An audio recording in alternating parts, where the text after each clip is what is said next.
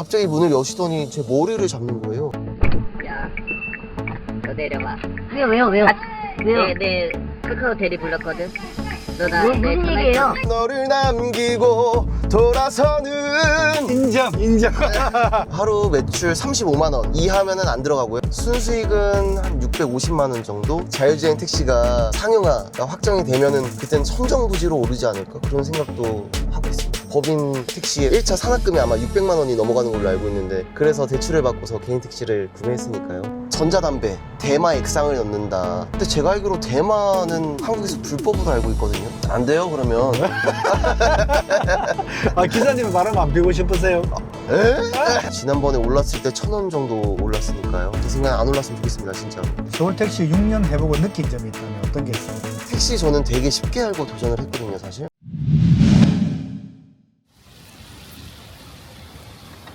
안녕하세요. 네, 안녕하세요. 너무 동안이세요.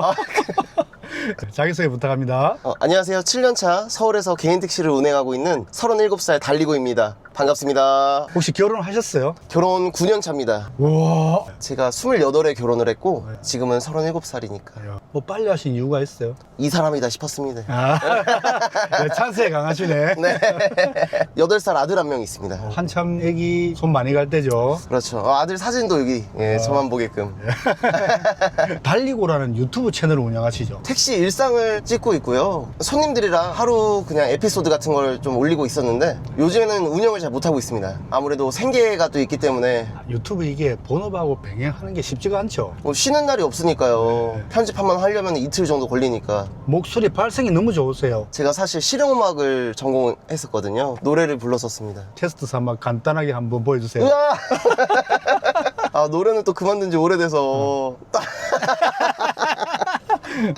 먼 산 언저리마다 너를 남기고 돌아서는. 인정.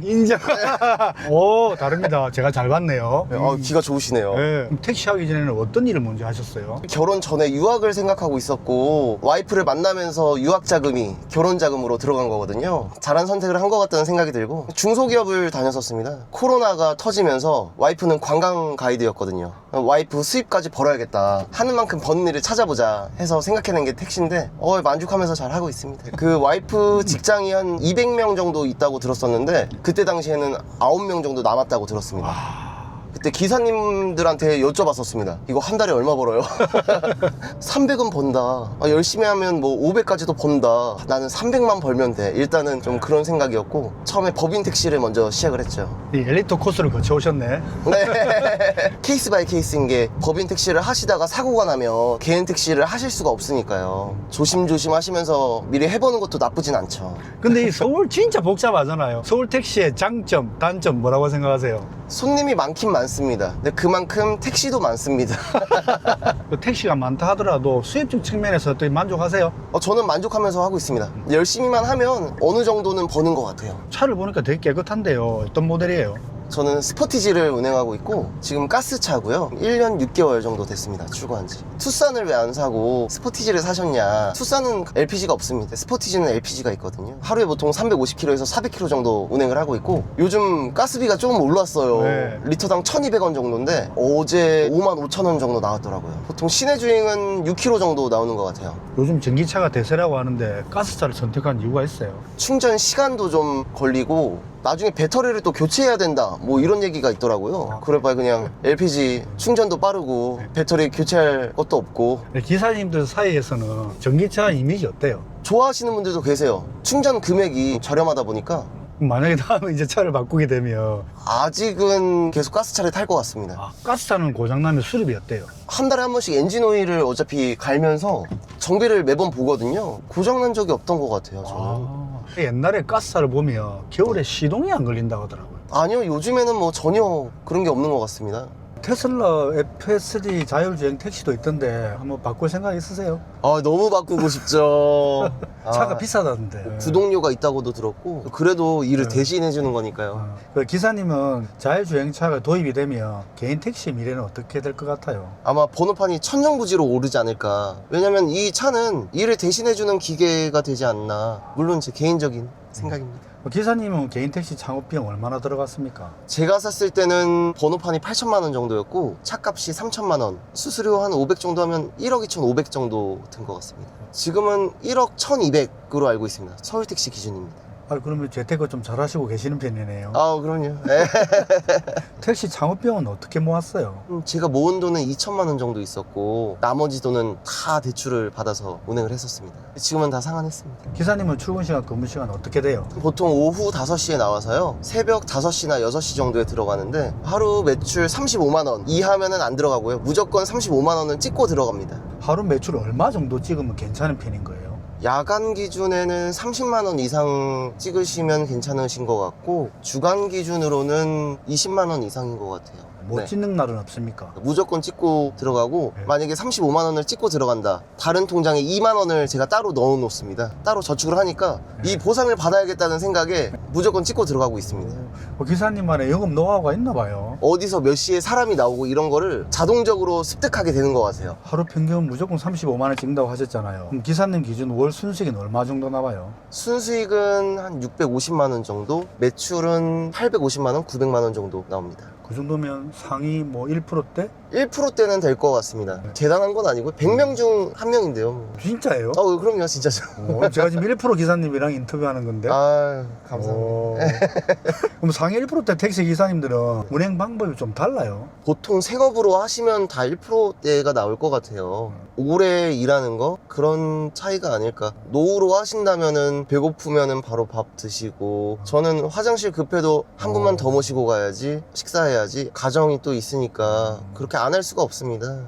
그럼 기사님은 하루에 근무 시간하고 월 휴무는 며칠이에요? 하루에는 12시간에서 13시간 정도 운행을 하고 한 달에 3일 정도 쉬고 있습니다. 10일에 하루씩 쉬거든요. 손님 비중이 낮, 밤 어디가 더 높아요? 아무래도 주간보다는 야간이 더 낫지 않을까. 손님 객단가도 저녁이 낫겠다, 그죠? 아무래도 야간에는 할증이 있잖아요. 그리고 차도 별로 안 막히고요. 그럼 서울 택시 경기는 개인적으로 어떻게 생각하세요? 다른 분들 볼 시간이 사실 없긴 한데 주말에는 바쁘고 평일에는 새벽 1시 이후로는 힘들지 않나. 기사님 생각했을 때 앞으로 서울 택시 남바값이 오른다 내린다 어떻게 생각하세요? 한동안은 보합을 좀 유지할 것 같은데 자율주행 택시가 상용화가 확정이 되면은 그땐 천정부지로 오르지 않을까, 그런 생각도 하고 있습니다. 그때 되면 오히려 자율주행 때문에 택시 남바값이 내릴 수 있다, 뭐 이런 얘기도 있던데. 개인 택시 하시는 분들이 서울에만 4만 5천 분 이상 있는 걸로 알고 있는데 개인 택시 번호판을 아예 폐지하지 않는 이상 올라갈 것 같아요. 개인 택시 하시는 분들의 표를 무시 못 하거든요. 이제 가족분들 표까지 포함하면 한 10만 표 이상 될 텐데 그 표를 누가 포기하면서 이거를 퇴출시킬 수 있을까? 이것도 자율주행 돌릴 수 있게 당연히 될 거라고 저는 생각하고 있습니다. 지금 현재 서울 택시는 매수자 매도자 어디가 더 많아요? 매도자분들이 조금 더 많은 것 같아요. 그래서 조금씩 떨어지고 있어요. 몇 달 전만 해도 1억 2천 정도였거든요. 지금 1억 1,200이니까 벌써 800이 떨어졌죠. 좀 여유 있으신 분들은 조금 더 지켜보시는 것도 나쁘지 않을 것 같습니다. 자, 기사님의 택시 재테크 조언이었습니다. 네. 서울의 개인 택시는 기사 평균 연령이 한 몇 살 정도로 생각하세요? 손님분들도 타시면서 이런 말씀을 하시거든요. 기사님 너무 젊어요. 보통 타면은 60대 아니면 70대인데 이런 말씀을 하시는 거 보면 60대에서 70대 사이가 아닐까 생각이 듭니다. 요즘 젊은 분들이 택시를 많이 선호하는데 그 이유가 뭐라고 생각하세요? 아무래도 자유롭게 보여서 그렇지 않나라는 생각도 들고, 이거는 하는 만큼 벌어가는 거니까요. 직장은 아무리 열심히 해도 월급이 오르진 않잖아요. 택시를 하면 바로바로 한 명 태우는 순간 돈이 올라가니까. 개인 택시를 노후 대책으로 또 많이 생각하더라고요. 그 퇴직하시려는 분들도 저한테 가끔 여쭤보세요.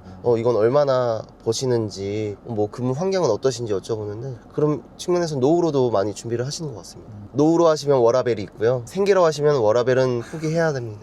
대출 받아서 개인 택시 하는 거 어떻게 생각하세요? 그 대출 받아서 하시는 분들이 있었는데 요즘에는 대출 규제 때문에 그것도 좀 막혔다고 들었거든요. 법인 택시의 1차 산학금이 아마 600만 원이 넘어가는 걸로 알고 있는데, 산학금을 내는 것보다 대출을 받아서 상환하면서 버는 게 저는 더 낫다고 보기 때문에, 그래도 대출을 받을 수 있으시다면 받으면서 하시는 게 나을 것 같습니다. 네. 법인 택시를 하면 수익이 많이 떨어져요? 600만 원 매출로 봤을 때 개인 택시는 순수익이 아마 400만 원 정도 될 거고, 법인 택시는 딱 산학금이 600만 원이라 월급 180만 원, 200만 원 받거든요. 법인 택시는 회직금이 있고 뭐 연차가 있고 하겠지만 저도 처음에 법인 택시를 하다가 그 계산을 해보니까 200만 원 정도 차이가 나는 거죠. 그래서 대출을 받고서 개인 택시를 구매했으니까요. 서울시가 하반기부터 휴업 법인 택시 1,000대 감차하고 새 개인면 500대를 발급한다는데 기존 기사님들 여론은 좀 어떤 편이세요? 저희는 1억 가까이 되는 돈을 주고 구매를 했는데 안 좋아하는 분도 계신 것 같은데 그렇게 나오는 번호판은 매매가 안 되는 걸로 알고 있거든요. 작년에도 사실 그런 얘기가 나왔고 다 취소가 됐습니다. 아마 요번에도 그러지 않을까. 만약 된다고 해도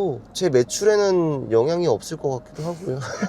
기사님 상위 1%니까. 아예 뭐 그런 건 아니고요. 네. 예. 계속 뭐 협의하고 있을 것 같은데 쉽진 않을 것 같습니다. 서울 택시 노동 강도 강중약으로 말하면 어떤 것 같아요? 노동 강도로만 치면은 약으로 하고 싶은데 12시간 정도 근무를 하다 보니까 그게 매일매일 축적되다 보면은 하여튼 오래 하면은 좀 힘든 것 같기도 하고요. 그럼 기사님 개인적으로 서울 택시 만족도 100점 만점에 몇 점이라고 생각하세요? 아주 100점이죠. 1%대라서 아니요. 그래도 먹고 살게 해주니까요. 저뿐만 아니라 가족들까지 잘 먹고 살고 있으니까요. 그걸로 너무너무 만족하면서 살고 있습니다. 서울은 유흥 지역도 많은데 어느 동네에 손님들이 특히 많아요? 아무래도 강남을 빼놓을 수가 없죠.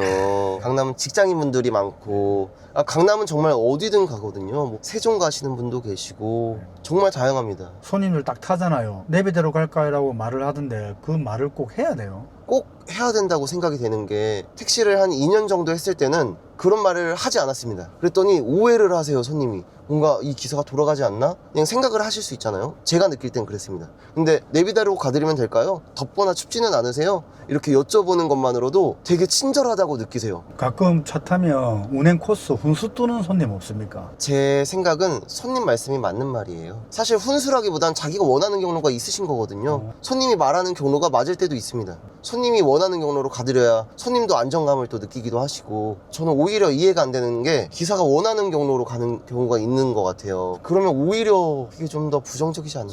제가 가끔 외국인 촬영할 때 한국의 어디 도시를 가고 싶으냐고 물으면 거의 90%가 서울이라고 말을 해요. 외국 관광객도 손님이 많아요?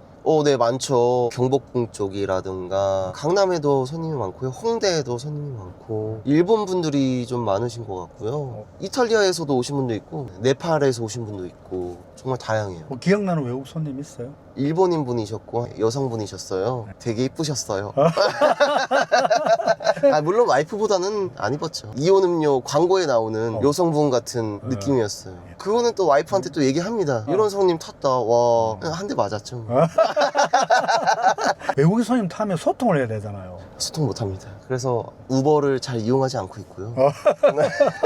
정말 필요할 때는 번역기를 돌려서 사용하고 있습니다. 영어 울렁증 있어요. 또 이온 음료 하시는 분 올 수도 있잖아요. 아리가또 고자이마스. 영상이 더 많은 사람에게 닿을 수 있게 공유 댓글 구독을 부탁드립니다. 술 취한 여성이 혼자 타면 안 태우는 기사님도 있다고 하던데 많이 취하시면 당연히 안 태우고 저는 웬만하면 좀 모시려고 하는 것 같아요. 근데 간혹 가다가 대신 부르시고 많이 취하신 분 혼자만 태우려고 하시는 분들이 계시거든요. 한 분 더 타셔야 됩니다 라고 말씀을 드리죠. 그 목적지를 말할 수 없는 경우에는 승차 거부가 가능합니다. 그거는 뭐 신고를 당해도 뭐 블랙박스 다 있고 하니까 그 대신에 한 분 더 탔을 때는 승차 거부를 할 수 없습니다. 또 운행 중에 맞은 적도 있어요. 맞은 적이 있습니다. 두 분이 택시를 따로따로 부르셨나 봐요. 그 중에 한 분이 부르신 택시가 저였고 한 분은 취소를 당했는데 그 택시가 저인 줄 알고 그 취소한 택시랑 시비가 있었나 봐요. 쓰자마자 이 문을 여시는 거예요. 그래서 저는 깜짝 놀랐죠. 그냥 지나가는 사람이 시비 걸려고 문을 연 건지. 그때는 뒤에다 놓고 있었기 때문에 갑작스럽게 X를 밟을 수도 있는 상황이었거든요. 갑자기 문을 여시더니 제 머리를 잡는 거예요. 바로 피로 놓고서 내렸어요. 저는 가만히 있었죠. 맞을 수밖에 없었어요. 폭행을 또 하는 순간 쌍방이 될 거고. 네? 야, 너 내려봐. 왜요? 왜요? 네, 내 카카오 대리 불렀거든. 너 나 무슨 얘기예요? 의외로 기사님들 중에 맞는 기사님들이 많더라고요. 이게 젊다고 안 맞는 게 아닌 것 같아요. 그 이후로는 트라우마가 좀 생겼죠. 손님 중에 오바이트 하는 손님 있잖아요. 그럴 때 계시죠. 어떻게 해결하세요? 일단 손님이 일부러 하신 건 아니니까요. 많이 하셨다고 하면 15만원, 뭐 세차 1시간이면 된다 뭐 하면 3만원만 받고 한 2-3시간 해야 된다 5만원 정도 받아서 세차 그렇게 하는 편입니다. 그거 받아갖고는 손해가 크잖아요. 영업을 아예 못 하잖아요. 최대한 안 만나는 게 제일 좋죠. 아, 이분 오바이트 하겠다 안 하겠다 이 느낌이 옵니까? 어떤 분은 정말 갑작스럽게 하시는 분들도 정말 계시거든요. 혹시나 속이 안 좋다고 하시면 비닐봉지를 드리는데 그런 낌새가 없으세요. 자다가 갑자기 그러면 정말 난감하고. 아, 이제 이 손님만큼은 정말 좀 쇼킹했다, 뭐 기억에 남는다 이런 손님 있어요? 어느 남성분이 모텔에서 타셨어요. 그리고 전화 통화를 하시는 거예요. 야, 나 누구누구 모텔에 숨겨두고 왔다. 얘 지금 지명수배자라. 뭐 이런 얘기를 하는데 그 순간 나 이거 경찰에 신고해야 되나? 뭐 자기네들끼리 하는 은어인지 뭐 알 수 없으니까요. 이 사람도 범죄자인가? 약간 그런 생각이 들어서 무섭긴 하더라고요. 그리고 여성분이셨어요. 좀 어리신 분이셨는데 전자담배 대마 액상을 넣는다. 근데 제가 알기로 대마는 한국에서 불법으로 알고 있거든요. 그냥 저렇게 유통이 쉽게 되는구나. 뭐 어느 오빠는 뭐 잡혀 들어갔네. 뭐 이런 얘기를 하시더라고요. 뉴스에서도 마약 얘기가 꽤나 나오는데 그게 먼 얘기가 아니라 바로 내 손님분들도 그런 분들이 계실 수 있다는 게 조금 마음이 안 좋더라고요. 남자분이셨는데 타시기 전에 이렇게 남자분이 앉아 계시고 그 위에 여자분이 포개져서 이제 앉아 계신 거예요. 그래서 커플이신가 보다 하고서 남자분이 딱 타셨어요. 여자친구분이신가 봐요. 아니래요. 첫사랑이라는 거예요. 그래서 그래요? 첫사랑이랑 잘 되셨네요. 근데 저는 따로 결혼했습니다. 그래요? 그러니까 남자분이 바람 피우신 거죠. 안 돼요 그러면. 기사님은 바람 안 피우고 싶으세요? 에? 바람 피우면 안 되죠. 맞아요. 네. 뭐 연예인이 아주 유명한 분 태우는 경우는 없어요? 있습니다. 예전에 1박 2일 나왔던 김씨 한 분 모셔봤고요. 김태호 PD님도 한번 모셔봤고요. 그냥 카카오콜로 부른 거예요? 네. 사실 서울에 있으면은 이렇게 지나가다도 그 홍석천님 서 계시고, 뭐 조건님 서 계시고, 스윙스 서 계시고, 가끔 뭐 유명인 분들을 좀 뵙는 것 같아요.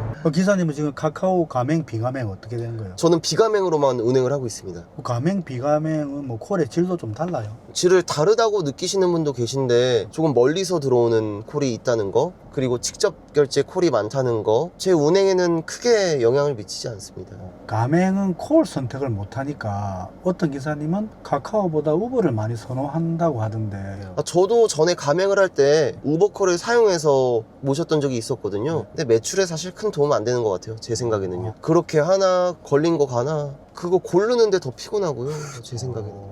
기사님은 지금 비가맹이니까 선택할 수 있는 거잖아요. 선택할 수는 있죠. 저는 안 골라요. 콜 손님이 2명이 타잖아요. 경유를 하는 경우 이럴 때는 어떻게 계산해요? 카카오는 경유가 안 되죠. 우버는 아마 경유가 지정되는 걸로 알고 있고. 경유해서 가면 요금이 좀 더 나오잖아요. 손님이 왜 요금이 더 나왔냐 그런 경우 민원을 제기하는 경우는 없어요? 제가 법인 택시 할 때 다른 동료분이 실제로 이거는 겪었던 일이거든요. 중간에 경유를 한대요. 근데 정반대를 경유를 하시는 거죠. 갔다가 가니까 2만 원 나올 거리를 4만 원이 나왔으니까. 근데 경유를 하셨기 때문에 어쩔 수 없는 거고, 처음에도 충분히 설명을 드렸고, 그래서 알겠다고 하고 내리셨는데 나중에 신고가 들어와 있는 거예요. 손님도 경유했던 얘기를 안 하고서 신고를 했나 보죠. 이거는 택시기사의 진술만으로 그나마 좀 무마가 됐던 것 같긴 한데, 그럴 경우에는 사실 좀 난감합니다. 기사가 일일이 소명해야 되잖아요. 그런 분들이 사실 많지 않아요. 그 사람이 비정상적이었던 거지 대부분인 사람은 그렇지 않잖아요. 제가 일본에 한일 부부 촬영하러 갔다가 택시를 탔는데요. 택시 요금이 정말 이제 겁이 날 정도로 올라가더라고요. 현재 서울 택시 요금 수준은 어떻게 생각하세요? 가끔 러시아에서 오신 분들이 타시면 한국 택시 저렴하다. 저는 개인적으로 오르지 않았으면 좋겠습니다. 오르면 손님분들이 점점 떨어지는 느낌이에요. 지금 조금 회복세인 것 같거든요. 1년에 한 번씩 오르는 게 낫지 한 번에 팍 올려버리니까 손님분들도 부담스럽죠. 지난번에 올랐을 때 1,000원 정도 올랐으니까요. 제 생각에 안 올랐으면 좋겠습니다. 진짜로. 기사님들 평균적인 생각은 어때요? 주간에 하시는 분들은 올랐으면 좋겠다. 근데 야간에 하시는 분들은 할증도 20% 혹은 40%니까요. 충분히 높다고 생각이 들거든요. 기사님 개인 택시 하면서 생긴 뭐 직업병 같은 게 있어요? 아무래도 거북목도 생기고 목 디스크도 생기고 앉아만 있다 보니까 소화가 잘 안 되는 느낌도 들고요. 식사 제대로 못합니다. 이거 돈 벌려면 근데 편의점 가서 얼른 컵라면이라던가 김밥이라던가 요즘에는 그렇게 좀 먹고 있어요. 그 대신에 퇴근하고 나서는 좀 제대로 된 와이프가 만들어준 집밥을 좀 먹으려고 하고 있습니다. 서울 택시 6년 해보고 느낀 점이 있다면 어떤 게 있어요? 택시 저는 되게 쉽게 알고 도전을 했거든요. 사실 뭐 앉아서 운전만 하면 되지, 생각보다 힘들고 쉬운 직업은 없구나, 그런 생각도 좀 드는 것 같습니다. 택시는 어떤 성격을 가진 분이 하면 잘 맞을까요? 계획적이지 않으신 분들이 하는 게 좀 좋은 것 같아요. 변동성이 되게 많은 것 같거든요. 경유를 하는 경우가 생길 수도 있고요. 손님이 목적지가 바뀔 수도 있고, 그리고 앞에 사고가 났을 수도 있고, 바로바로 즉각 행동하실 수 있는 분이 하시는 게 좀 그나마 낫지 않을까라는 생각이 좀 듭니다. 근데 택시를 하면서 돈을 벌려고 하시는 분이 느긋할 수는 없거든요. 그래서 노후로 하시는 분들이 낫죠, 아무래도. 사실 마음을 급하게 먹는다고 돈이 더 잘 벌리는 것도 아니거든요. 오늘 출연 소감 어떠세요? 오랜만에 이렇게 촬영을 해서 너무 기분 좋았고 인터뷰도 너무 잘해주셨어요 사실. 아 나도 이렇게 인터뷰를 좀 하고 싶다 이런 마음도 좀 들더라고요. 현재 개인 택시를 해볼까 생각하시는 분들에게 꼭 해주고 싶은 조언이 있을까요? 건강 잘 챙기시고요. 수입이 적으셨던 분들은 조금 많아지실 텐데 처음부터 저축하는 습관으로 시작하시는 게 좋지 않을까 그런 생각이 듭니다. 오늘 출연 진심으로 감사드립니다. 아 감사합니다. 학금대로 화이팅! 달리고 화이팅!